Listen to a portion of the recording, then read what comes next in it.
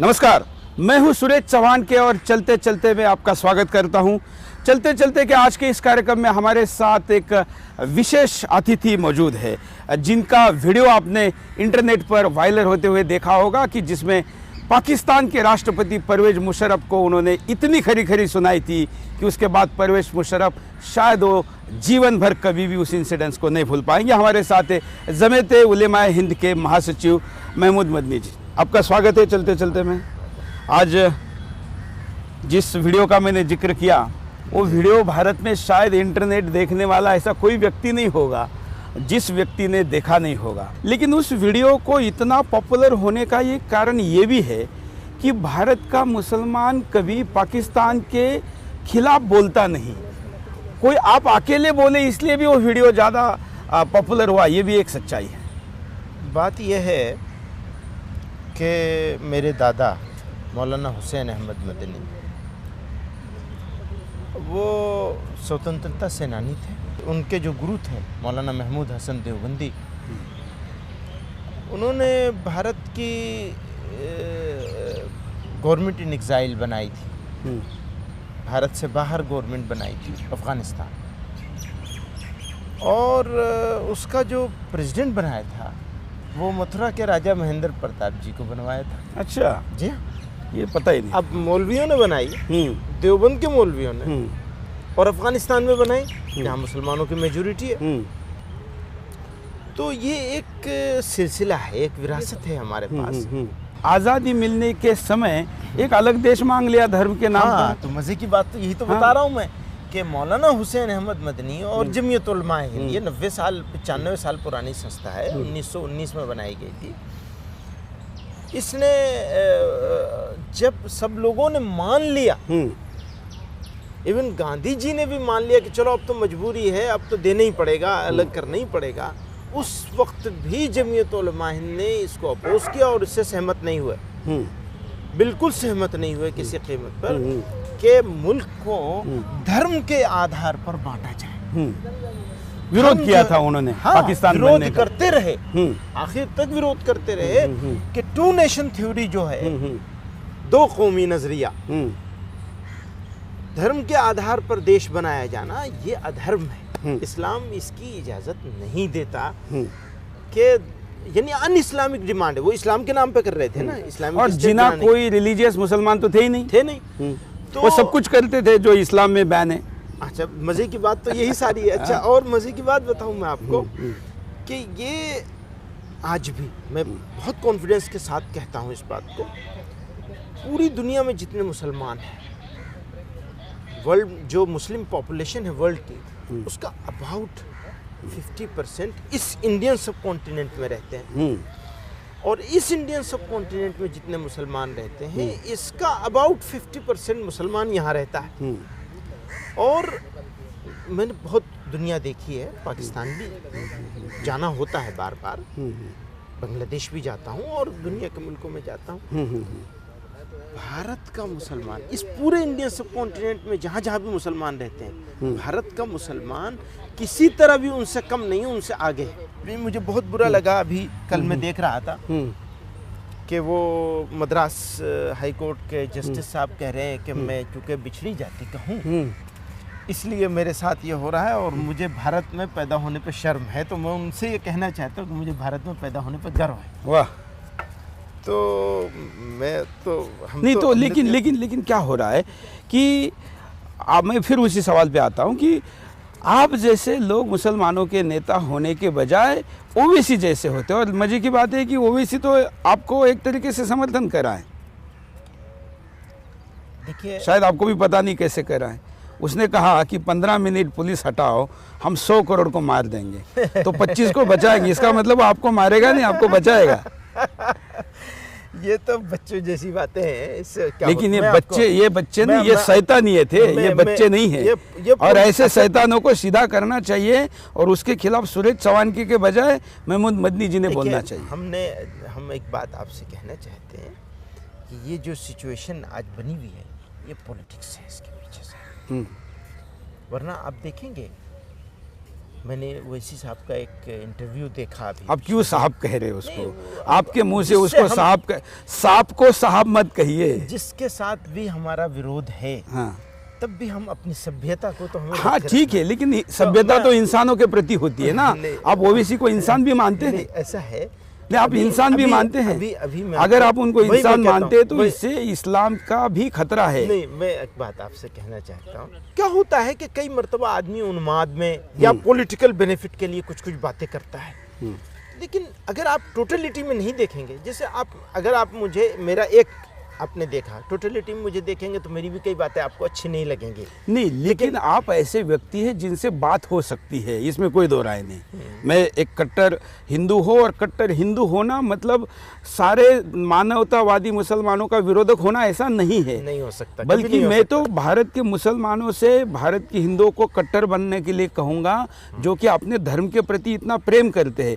लेकिन अपने धर्म के प्रति प्रेम का मतलब दूसरे धर्म का द्वेष, ये वो हो व्याख्या ही नहीं सकता। है। एक बात है, वो आदमी धार्मिक हो ही नहीं सकता जो दूसरे धर्म का अपमान करे या दूसरे धर्म को नीचा दिखाने की कोशिश करे, वो तो अधर्मी है। बिल्कुल, वो धार्मिक कैसे हो हाँ, सकता है? बिल्कुल। वो धार्मिक कैसे? खैर, मैं हमारे पूरे इंटरव्यू का ज़्यादा समय उस पर नहीं बर्बाद करना चाहूँगा, लेकिन देश को बर्बाद करने वाले लोगों को आप जैसों ने गंभीरता से लेना चाहिए, इतना आह्वान ज़रूर करूँगा। अब हम जेएनयू पे आते हैं, क्योंकि बहुत बड़े पैमाने पर जेएनयू का विवाद देश में भी और विदेश में जानबूझ के फैलाया जा रहा है, और वहाँ पर पाकिस्तान जिंदाबाद के नारे और देश के टुकड़े होंगे और अल्लाह अकबर वगैरह वगैरह जो नारे दे रहे, अल्लाह अकबर के नारे से तो कोई आपत्ति नहीं, वो धार्मिक नारा हो सकता है, लेकिन देश के टुकड़े हो इसके लिए अल्लाह हमको आशीर्वाद दे, ऐसी मांग करने वाले लोगों को अल्लाह आशीर्वाद नहीं देगा, ये भी मुझे लगता है कि बताना चाहिए, जिसका अधिकार आपके पास है। देखिए, जो सिचुएशन वहाँ बनी है ये बहुत नामुनासिब है और बहुत ही गंभीर समस्या है ये, और इसका इस्लाम से मुसलमानों से कोई लेना देना नहीं है, बिल्कुल भी। बल्कि मैं तो ये कहना चाहूँगा कि अगर कोई मुसलमान इसमें होता है तो उससे लड़ने की जिम्मेदारी पहली हमारी ही है। आज की डेट में हमारे देश को तोड़ने के बारे में अगर कोई सोचेगा तो मैं पूरे कॉन्फिडेंस के साथ ये बात कहना चाहता हूँ, वो कभी कामयाब नहीं होगा, न उसे होने दिया जाएगा। लेकिन प्रयास बहुत हो रहे हैं। सिचुएशन जिस तरह की दिखाने की लोग कोशिश कर रहे हैं, मैं उस तरह की सिचुएशन नहीं मानता। नहीं है, मैं भी चंद लोग इस बात से मैं एग्री हूँ। कल मैंने शो किया बिंदास बोल, उसमें मैंने सवाल पूछा कि देश में अराजकता की स्थिति पर आप लोगों की क्या प्रतिक्रिया है। 56,000 कॉल आए वहाँ कार्यक्रम में, जिसमें लाइव में रिसीव हुए करीब 36 कॉल। एक कॉल ने भी ये नहीं माना, सब ने कहा कि ये फैब्रिकेटेड है और इसका वास्तवता से कोई संबंध नहीं है। कोई संबंध नहीं। लेकिन मतलब जहाँ टीवी है, अखबार है, सोशल मीडिया पहुँचता है, वहाँ पर अराजकता पहुँच रही है और ये स्पॉन्सर्ड है। इसके लिए विदेश से पैसा आ रहा है और खास करके खाड़ी देशों से पैसा आ रहा है। और इसमें ये कहा जा रहा है कि मदरसे में दिया जाने वाला जो एजुकेशन है, क्योंकि आप देवबंद से भी जुड़े हुए हैं, तो मदरसा तो बड़े सवालों के घेरे में है। अब उस पर आप क्या करेंगे? ये जेएनयू का और मदरसे का कोई संबंध नहीं है। लोग तो ऐसा कहते थे कि मदरसे से आतंकवादी निकल रहे हैं। हाँ। अब तो ये कहना पड़ेगा कि जेएनयू से भी आतंकवादी निकल रहे हैं। पता नहीं कहाँ से निकल रहे हैं। सवाल ये पैदा होता है कि अगर कोई एक आदमी गलत है, उसकी वजह से पूरे इंस्टीट्यूट को कटघरे में खड़ा करना, ये एक नहीं ना, ज़्यादा निकल रहे हैं। अगर 20-50 भी निकल रहे हों, मान लीजिए मेरे देश में 4 लोग गंदे हैं, उसकी वजह से मेरा देश तो गंदा नहीं हो जाएगा। मेरे परिवार में कोई एक आदमी गलत सोच का है और उसने कोई गलत काम किया है, गलत काम कर रहा है, तो उसकी वजह पूरा परिवार खराब नहीं हो जाएगा।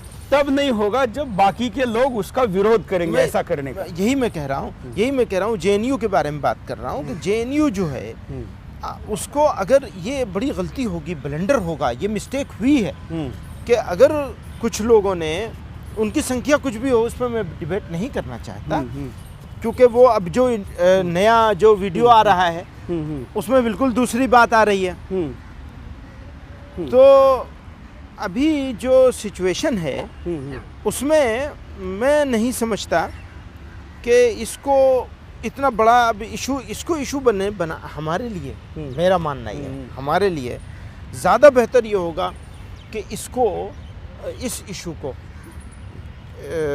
स्लो डाउन किया जाए। एक बात। दूसरी बात यह है कि देश बड़ा देश है, हमारी सभ्यता, हम बड़ी लार्जेस्ट डेमोक्रेसी है और हमारे पास सिस्टम है, गलत करने वाले को सज़ा देने का सिस्टम है हमारे पास, हम नपुंसक नहीं है। लेकिन अगर कानून लोग अपने हाथ में लेने लगेंगे और उसके कोई भी एक इंसिडेंट हुआ है, उसके रिएक्शन में जिस तरह का इंसिडेंट होने लग रहा है अलग अलग जगहों पर, मुझे उससे बहुत दुख है। जितना दुख उस बात से है, उससे ज्यादा दुख इस बात लेकिन देखिए, आपको इससे दुख होगा कि उसको कन्हैया को कोर्ट में मारा गया या जो भी चीजें हुई, मतलब जिस तरह से लेकिन एक आदमी व्यक्ति को मारना ये उतना गंभीर नहीं है जो देश के खिलाफ बोलना गंभीर है। देखिए, अभी एक बात और भी है। आज की डेट में जो नया सब सिलसिला सामने आ रहा है उसमें तो बिल्कुल दूसरी बातें सामने निकल के आ रही हैं। तो जब तक कंफर्म ना हो जाए, देखिए, एक सिविलाइज्ड सोसाइटी के लिए आप मुझसे कहें कि कोई आदमी देशद्रोही है और तुम्हें उसके लिए जान देनी अपनी, ले लीजिए खुशी से, लेकिन ये कंफर्म होने दीजिए कि ये लगा हुआ इल्जाम है या वो मुजरिम है। मुलजिम और मुजरिम गुरु पे तो हो गया, एक सेकंड, उसको सजा भी दे दी। एक सेकंड, मुलजिम और मुजरिम का फर्क, एक सभ्य समाज के लिए मुलजिम और मुजरिम का फर्क समझना जरूरी है। मेरे ऊपर इल्जाम लगा कि मैंने चोरी करी है, तो मैं जब तक सिद्ध ना हो जाए तब तक सजा तो नहीं हो सकती ना ये। लेकिन हम सारे लोग राष्ट्रीयता के नाम पर अगर गुंडागर्दी करने लगेंगे तो ये मुनासिब नहीं होगा। नहीं तो मेरा यही कहना है ना, मैं आपसे 100% सहमत हूँ। देश में पुलिस, न्यायालय, लॉ एंड ऑर्डर ये मेंटेन होना चाहिए, तो ही तो देश चलेगा। देश ऐसे कबायली तरीके से नहीं चलेगा। लेकिन जो बात आप कह रहे साबित होने वाली, अफजल गुरु के बारे में तो साबित हो गया आतंकवादी, उसको दो बार उसकी दोबारा सुनवाई हुई, उसकी दया की याचिका खारिज हुई, इतने दिन अंदर रहा। इसी देश की इस व्यवस्था ने उसको अपने आप को निर्दोष साबित करने के सारे मौके दिए, उसके बाद उसको सजा दी गई। हालांकि उसके वीडियो भी है जिसमें उसने स्वीकार किया है कि हाँ, मैंने हमले में था। उसके बावजूद उस आदमी को देश का हीरो बनाना, आपके दादाजी को देश का हीरो नहीं बनाया जा रहा है जिन्होंने पाकिस्तान बनने का विरोध किया था, उसको बनाया जा रहा है जो कश्मीर को हिंदुस्तान से तोड़ना चाहता है। हाँ, ये सारी बात सही है, लेकिन उसका रिएक्शन जो हो रहा है ना, उसके रिएक्शन में कुछ लोग ठेकेदार जो बन रहे हैं। मेरा विरोध इस पर नहीं है कि किसी ने क्या गलत किया क्या सही किया। मैं कन्हैया का वकील नहीं हो सकता, मैं तो देश का सिपाही हो सकता हूँ। मेरा विरोध इस पर नहीं है, मेरा विरोध उन ठेकेदारों पर है जो इन्होंने खुद से अपने आप को ठेकेदार बना लिया और कानून अपने हाथ में ले लिया। उसकी वजह से सिचुएशन और ख़राब हो रही है। तो सिचुएशन को ख़राब होने से बचाना है, उसके लिए ज़रूरी हो गया है कि हम इस काम को अपने सभ्यता का, अपने समाज का, अपने देश का, अपने कानून का, सब चीज़ों का ख्याल रख करके इसके ऊपर रिएक्ट करें। लेकिन क्या होता है, देखिए, आखिर देश में इस प्रकार की घटनाएं जब लगातार घट रही है तो लोगों में एक ऐसा भाव पैदा हो रहा है कि हमारे देश की न्याय व्यवस्था, हमारे देश का कानून, हमारे यहाँ की राजनीति, ये सारी चीज़ें ऐसे देशद्रोहियों को तुरंत सज़ा देने में पर्याप्त नहीं है और इसलिए ऐसे लोगों को लोग रिएक्ट कर रहे हैं और जो जिसके उसके स्वभाव के अनुसार वो रिएक्शन हो रही है। हाँ, ये कह सकते हैं, लेकिन देखिए, गलत एक्शन का गलत रिएक्शन ये जायज़ नहीं हो सकता। जैसे हम कहते हैं इस्लाम में लोग कहते हैं साहब इतना जुल्म हो रहा है, इतना अन्याय हो रहा है सीरिया में, यहाँ वहाँ, तो फिर मुसलमान क्या करे, ऐसा बोलते हैं लोग। तो मैं लोगों से कहता हूँ भाई इस्लाम में जुल्म के जवाब में भी जुल्म की इजाज़त नहीं है। मैंने मान लिया जुल्म हो रहा है, सही में जुल्म हो रहा है, फलस्तीन में हो रहा है, यहाँ हो रहा है, वहाँ हो रहा है, लेकिन क्या जुल्म के जवाब में हम दूसरी जगह जुल्म शुरू कर देंगे?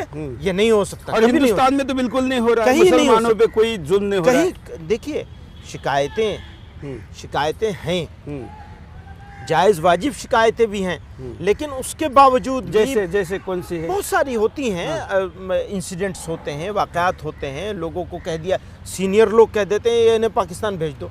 मैं कहता हूँ यहाँ की जो मेजोरिटी है वो अगर एंटी मुसलमान होती और 100 करोड़ तय कर दे कि 25 करोड़ को दबाना है, फिर तो कुछ नहीं लगता है, ये संख्या का नियम भी, लेकिन ये स्वभाव नहीं है हिंदू का। यही मैं कहना चाहता हूँ। मैं क्या कहना चाहता हूँ आपसे कि ये जो अन्याय, अत्याचार, इंडिविजुअल वाक़यात, जैसे एक बड़ा आदमी कह रहा है, तो मैंने कहा उसके जवाब में, मैंने कहा हम भारतीय हैं बाई चांस नहीं है, हम इंडियन बाई चांस नहीं, हम तो बाई चॉइस इंडियन हैं। हमारे पास ऑप्शन था, हम जा सकते थे।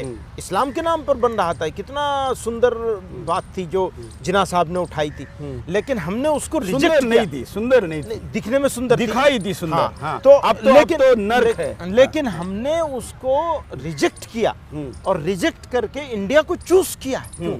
कहता हूँ मैं इसी गली की है खाक से, यही खाक अपनी मिलाएंगे, न बुलाए आपके आए हैं, न बुलाए आपके जाएंगे। वो तो बदगुमान है बेसबब, हम उन्हीं पे अपना लुटा के सब, जब उन्हें न अपना बना सके तो अब और किसको बनाएंगे। बिल्कुल। तो मेरा और इसलिए हमें आपको एक दूसरे को बना के चलने में ही हित है, सबका हित है, मानवता का हित है। लेकिन आजम खान जैसे लोग भी, आपके ऐसे जो मोमेंट्स है, ऐसे मोमेंट को इजराइल के एजेंट के तौर पर आपको आरोप करते हैं। हालांकि मैं उसको मैं तो नहीं देता, लेकिन हाँ, बस लेकिन आपको कह रहे हैं वो ऐसा है कि मूर्ख लोगों की बातें अगर हम पकड़ने बैठ जाएं तो आदित्यनाथ जी की बातें हैं, इनकी बातें हैं, उनकी बातें हैं, खान साहब की बातें हैं, ओवैसी साहब की बातें हैं, ये एक्शन होता है, वो रिएक्शन होता है, वो सब उसको जस्टिफाई करते हैं। इस्लाम में इसकी इजाज़त नहीं है। लेकिन आपने आजम खान छोड़ के जितने हिंदू नेताओं के नाम लिए, उन्होंने कभी भी आपको किसी दूसरे देश का एजेंट नहीं कहा। नहीं, लेकिन वो बहुत सारी ऐसी बातें कह जाते हैं उन्माद में, जोश में, गुस्से में, या अपने पॉलिटिकल बेनिफिट के लिए। मैं आदित्यनाथ जी के बारे में जानता हूँ कि उनके पड़ोस में जो लोग रहते हैं, मुसलमान भी, उनकी वो बहुत मदद करते हैं, लेकिन जब बोलते हैं तो अपने पॉलिटिकल फ़ायदे के लिए वो लॉन्ग टर्म सोच के साथ बात नहीं करते, बल्कि एक शॉर्ट टर्म उनका गोल होता है, उस पर वो एक्शन ले लेते हैं। तो अब ये मेरा मानना ऐसा है, ये सूरत हाल बदलनी चाहिए। सत्ता में मोदी साहब हैं। हम मोदी जी पे जाने के पहले एक और मुस्लिम निगेटिव कैरेक्टर को लेना चाहेंगे। मैं आपसे मोदी जी पे तो बात करना ही चाहूँगा, हमारे दर्शक भी करना चाहेंगे, लेकिन एक जाकिर नाइक नाम का व्यक्ति है जो कि उससे बड़ा बुद्धि भेदी मैंने नहीं देखा है, कुतर्की नहीं देखा है, जो कि हिंदुओं को इतना ज़्यादा बरगलाता है। और मुझे पता है देवबंद ने भी उसका विरोध किया था और बाकी लोगों ने भी किया था, जो कहता है कि गणेश अगर भगवान है तो मैं प्रसाद खाने के लिए तैयार हूँ। ऐसे लोग 100-100 करोड़ के जलसे करते हिंदुस्तान में, और आप लोग उसका विरोध नहीं करते। अभी तो आपने खुद ही कहा कि वो विरोध, आपने केवल ये कहा कि हम इससे सहमत नहीं हैं, लेकिन केवल सहमत होना, न सहमत होना और उसका विरोध करना, दोनों अलग स्थिति है ना। देखिए, पोजीशन ऐसी है कि हमारे पास प्रायोरिटी तय करनी है हमको, हमारे काम क्या क्या है। हमारे जो काम हैं, हमारी जो रिस्पॉन्सिबिलिटीज़ हैं, अगर हम दूसरे इस तरह से विरोध करने में ही पड़ जाएंगे तो फिर हम हमारे जिम्मे लोगों का विरोध करना ही हो जाएगा। ओवैसी साहब का विरोध करेंगे, खान साहब, आजम खान साहब का विरोध करेंगे, लेकिन इससे आप देश में एक विश्वास का माहौल बनाएंगे। डॉक्टर नाइक का बहुत बड़ा काम करेंगे। नहीं, हम विरोध करते हैं, हम हमेशा कहते हैं कि हम सहमत नहीं हैं इनसे, लेकिन हम अगर उनसे लड़ने लगेंगे तो अब सारा काम हमारा खराब हो जाएगा। तो जाकिर नाइक पे कुछ थोड़ी स्पष्टता करे तो अच्छा होगा, क्योंकि नाइक साहब जो हैं, हम उनको कहते हैं कि वो बहुत अच्छे आदमी हैं, कैसा कोई बुरे विचार का व्यक्ति अच्छा आदमी कैसे हो सकता है? जब हम आदित्यनाथ जी को अच्छा आदमी मानते हैं तो आदित्यनाथ की और जाकिर नाइक की तुलना नहीं हो सकती। नहीं होगी, वो भी इसी तरह की भाषाएं बोलते हैं। देखिए भाषा बोलने देखिए इन्होंने ओसामा का समर्थन नहीं किया, जाकिर नाइक ने समर्थन किया, आदित्यनाथ या इन लोगों ने नहीं किया। वो अलग अलग अंदाज होते हैं देखने और सोचने के। लेकिन हम एक बात कहते हैं कि जब हम एक देश में रहते हैं, हमें एक दूसरे के जज्बात का, एक दूसरे की भावनाओं का सम्मान करना चाहिए। जहाँ भी भावनाओं को ठेस पहुँचेगी वो नुकसान होगा, देश का नुकसान होगा। ये जो मुल्क के 15 करोड़ 18 करोड़ मुसलमान हैं, 25 करोड़ ना, 25 ही मान लीजिए, वो सेंसस के हिसाब से तो 15-17 करोड़ हैं, जितने भी हों। आप 25 कहेंगे, मैं 25 मान लूंगा, मुझे इसमें कोई प्रॉब्लम नहीं। ओवैसी 25 का इन्हें हटाया नहीं जा सकता, समुद्र में फेंका नहीं जा मुझे ओवैसी इसलिए भी ज्यादा याद आ रहे, ये जरा कैमरा में दिखाया कि इस गार्डन में बहुत ओवैसी घूम रहे। हालांकि कुत्तों को ओवैसी कहना कुत्तों का अपमान है, क्योंकि कुत्ता तो बड़ा ईमानदार होता है देश के प्रति।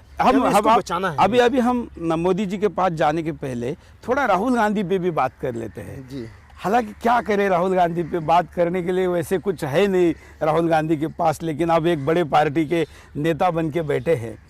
क्या आपको दिख रहा है एक इतने बड़े पार्टी के व्यक्ति को एंटी नेशनल नारे देने वाले लोगों की समर्थन की ज़रूरत पड़ना?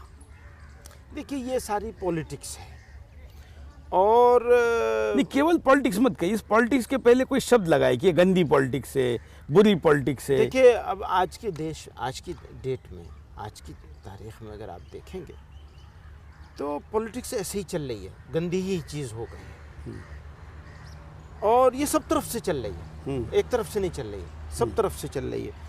तो क्योंकि मैं अपने बारे में व्यक्तिगत तौर पर ये कहूँ कि मैं पॉलिटिक्स से दूर हूँ। वैसे तो आप सांसद भी रह चुका हूँ, ये अलग बात है, लेकिन दूर। गलती थी ऐसा मानते उसको? ये भी कहना उचित नहीं होगा, क्योंकि वो बड़ी जगह है जहाँ देश के निर्माण जिन लोगों के हाथ से किया जाता है वही सब बैठते हैं। मैं उसको गलत जगह कहूँगा, लेकिन वहाँ उचित नहीं होगा, छोटे ज़्यादा लोग हैं। लेकिन ये कि वो उम्मीदों पर खरे नहीं उतरते लोग, आमतौर पर यही हो रहा है। आज भी ऐसी सिचुएशन देश में बन रही है कि हमारे नौजवान जो हैं, युवा पीढ़ी, जिन्होंने बड़े जोश के साथ अपने भविष्य बनाने के लिए एक एक्शन लिया था, आज वो उस तरह की उम्मीदें उनकी कम पड़ती नजर आ रही है, क्योंकि उनके सामने से चित्र ही जाने नहीं दिया जा रहा है। खैर राहुल गांधी पे ज़्यादा नहीं अटकते, इतना टाइम राहुल गांधी को देने की आवश्यकता नहीं। आपके मोदी जी के ऊपर आते हैं। मोदी जी का आप पे बड़ा प्रेम रहा है, सुना है जब आप गुजरात जाते थे तो मोदी जी अपनी खुद की बुलेट प्रूफ कार आपको देते थे। देखिए ऐसा कभी नहीं हुआ है, ऐसा कभी हुआ नहीं है। ऐसा था कि एक समय था जब मुझे Z+ सिक्योरिटी MHA ने ऐसा अज्यूम किया था कि कुछ अटैक हो सकता है, तो Z+ करी गई थी। तो उस वक्त में जहाँ भी जाता था मैं तो बुलेट प्रूफ का अरेंजमेंट होता था। तो वही अरेंजमेंट के तौर पर वहाँ वो गाड़ी आई थी, लोगों ने उसको, अखबार वालों ने उसको बना दिया कि मुझे मोदी जी ने बुलेट प्रूफ गाड़ी दी। ऐसा कुछ नहीं है, वो तो आज तक आपकी भेंट हुई है? कभी भेंट ही नहीं हुई है। अच्छा। हाँ, इसको सौभाग्य कहें, दुर्भाग्य कहें, जो भी कहें, आज तक मेरी उनसे, मैंने उनको एक नेशनल इंटीग्रेशन काउंसिल की मीटिंग चल रही थी एक समय में, पुरानी बात हो गई 4 साल 5 साल, तो वो भी आए थे, मैं भी था उसमें बाई चांस। तो वो तो चीफ मिनिस्टर थे, तो वो अगली रो में थे, फर्स्ट रो में थे, और हम तो कॉमन थे, ऐसे ही इनवाइटी के तौर पे बुलाया गया था, तो हम पीछे थे, बस वहाँ देखा था, लाइव जो देखा है बस वो एक मरतबा देखा। तो मिलना चाहेंगे? बिल्कुल, हमारे प्राइम मिनिस्टर है, क्यों नहीं मिलना चाहेंगे? ज़रूरत होगी तो मुझसे ज़रूर मिलेंगे, बिल्कुल मिलेंगे। हाँ बिल्कुल। क्या आपको लगता है जैसे लोगों ने हवा बनाया था बिफोर इलेक्शन की मोदी आएंगे तो मुसलमानों का ये होगा, मैंने उस समय भी कहा था कि कोई आए और कोई जाए, नहीं कोई छोड़ दीजिए, हम मोदी की बात करते हैं। कोई आपका मोदी जी क्या आप, मैं अपने शब्द सुना दूं, आपको जवाब मिल जाएगा। मैंने कहा कोई आए कोई जाए, ये देश बहुत शक्तिशाली है, और मुसलमान भी कोई बताशा नहीं है कि पानी गिरेगा और वो बैठ जाएगा। ये लोगों को धोखे में डालने की ज़रूरत नहीं है कि कोई आ जाएगा मोदी साहब आ जाएंगे या फलां आ जाएंगे तो मुसलमानों का कुछ हो जाएगा। आज मैं कहना चाहता हूँ, अभी तक जिस रास्ते पे वो जा रहे हैं उसमें हमें इंडियन होने की हैसियत से तो हमारा हो सकता है कि भाई महंगाई कम नहीं हुई, बेरोज़गारी कम नहीं हुई, ये नहीं हुआ, वो नहीं हुआ। मुसलमान होने की हैसियत से मैं ये मानने के लिए तैयार नहीं हूँ कि मुसलमान के लिए कोई भय की चीज़ है या ख़तरा है। ऐसा उन्होंने कुछ भी नहीं किया, न किया है, न करेंगे। हम ये उम्मीद करते हैं तो बिल्कुल नहीं करेंगे। और अगर कोई करना भी चाहेगा, उनकी बात नहीं करता, कोई करना भी चाहेगा तो इस देश के लोग, जिनकी आप बात कर रहे थे थोड़ी देर पहले, इस देश के लोग किसी को ये करने नहीं देंगे किसी। तो नहीं तो फिर ऐसे में ऐसे में मुसलमानों को मोदी जी के थोड़ा करीब जाने में क्या हर्ज है? वो उसमें प्रॉब्लम दोनों तरफ से है, एक तरफ से नहीं है, उनको भी लेने में प्रॉब्लम है। मुझे नहीं लगता कि मोदी जी को कोई प्रॉब्लम है। देखिए अब ये गल्फ कंट्री के वो आए थे, उनको लेने वो एयरपोर्ट पे गए, कंट्रीज का वो मस्जिद में वहां पर घूमने गए। हाँ, वो भारत की कोई मस्जिद क्यों नहीं बुलाती? ये शाही इमाम अपने बेटे के कार्यक्रम में पाकिस्तान के प्रधानमंत्री को बुलाता है। मिल करके आए हैं मोदी वो साहब। तो इमाम तो उसके लिए बड़े फेमस है, सत्ता जिसकी भी बने उसके पास जाके बैठ जाते हैं, वो तो और बात है। लेकिन ऐसा क्यों? नहीं, ऐसा नहीं है। मुसलमानों को मोदी साहब से कोई परहेज नहीं है, बिल्कुल नहीं है कोई परहेज। मैं नहीं समझता। आप जहाँ कहेंगे मैं बुलाने के लिए तैयार हूँ, आप वो आने के लिए तैयार हो जाए, मैं बुलाने के लिए तैयार हूँ। न भी तैयार हूँ, मैं बुलाने के लिए तैयार हूँ। मैं अभी अपना एक सम्मेलन करने जा रहा हूँ, बुलाऊंगा उनको, मुझे कोई परेशानी नहीं। हम भी आपकी बात पहुँचाएंगे।